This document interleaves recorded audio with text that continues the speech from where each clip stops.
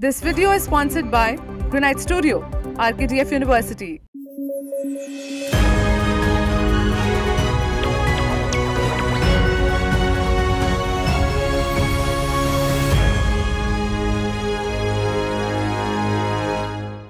Good morning, I'm Vidusha Agarwal and you're watching News Flash.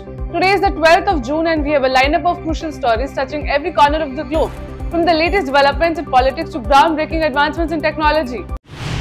US Senate Finance Committee Chairman Ron Wyden has expanded an investigation into BMW after it was revealed that the automaker imported vehicles into the United States with banned Chinese components.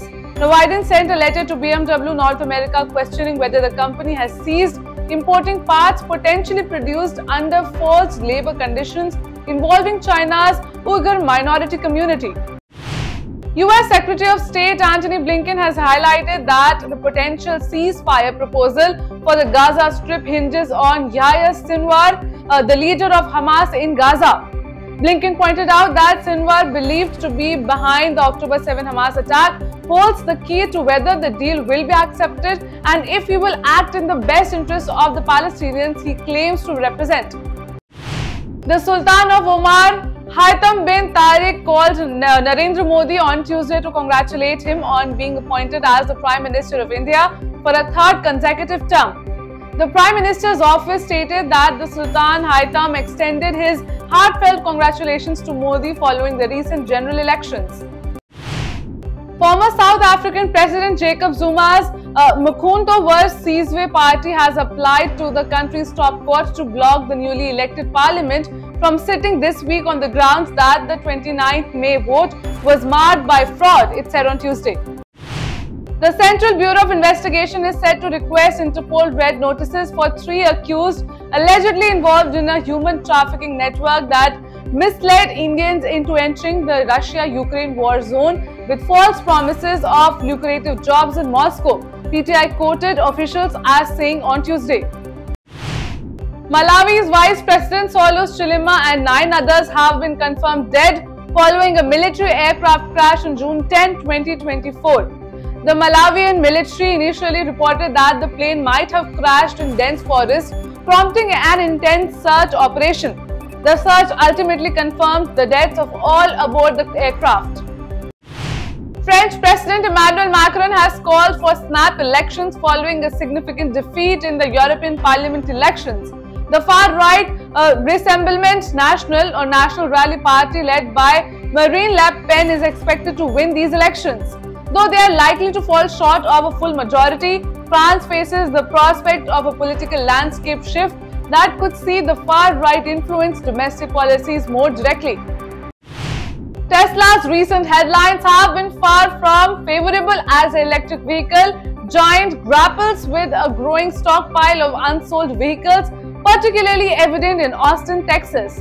Despite the attention and amusement garnered by the Cybertruck and its polarizing design, Tesla's mounting inventory poses a significant concern for the company. Former Pakistan Prime Minister Imran Khan, detained at Rawalpindi's high-security Adiala jail for the past 10 months, criticized the state's control over the media on Tuesday.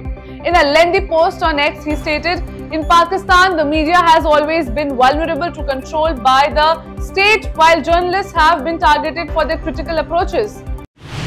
Singapore Airlines announced on Tuesday that it has offered $10,000 in compensation to passengers with minor injuries from a flight that experienced extreme turbulence last month.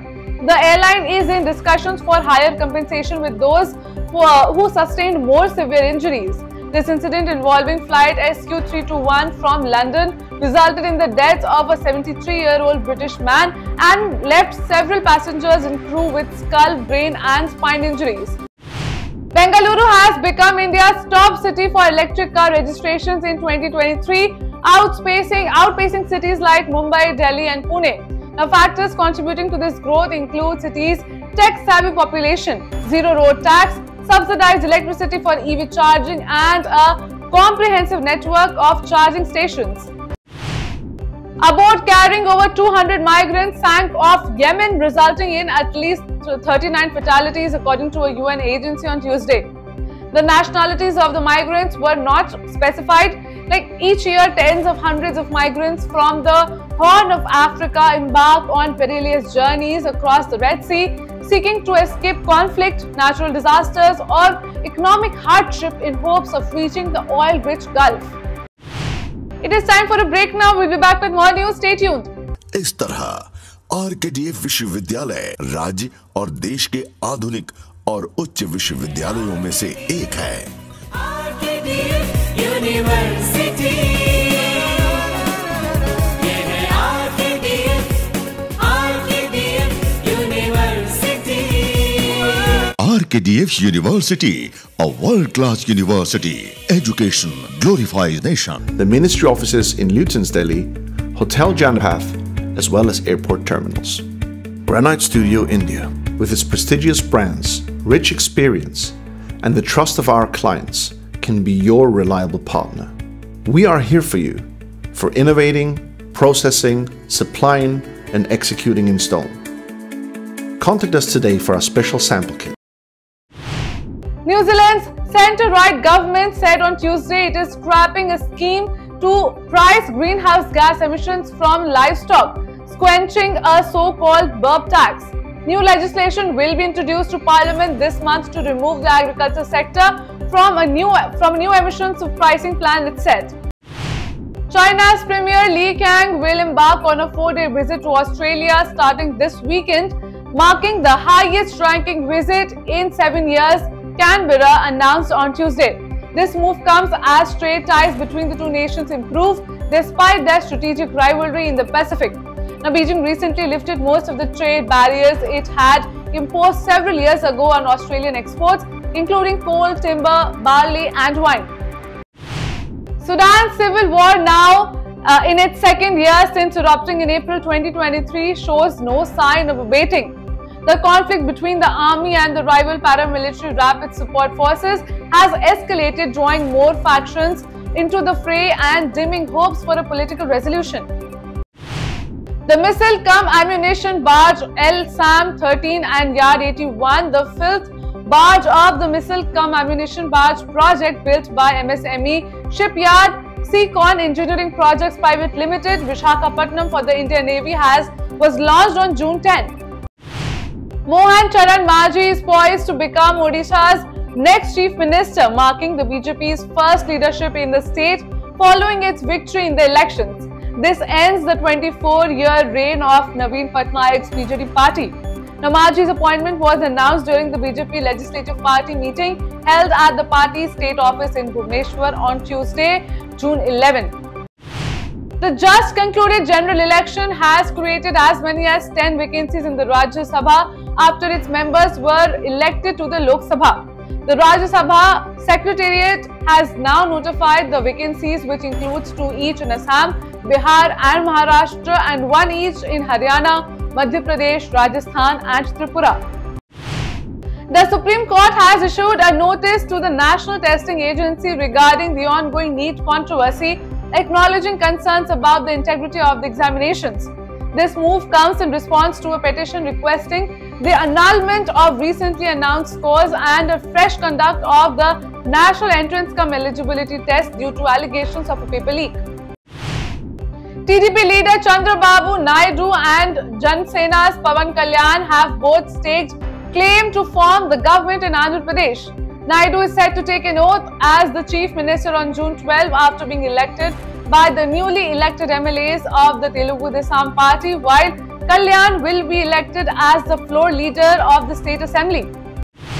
Indian universities and higher education institutions will adopt a biannual admission cycle similar to foreign universities starting from 2024-25 academic session. The University Grants Commission (UGC) has approved the plan allowing admissions in July, August and January-February each year according to UGC Chief Jagdesh Kumar.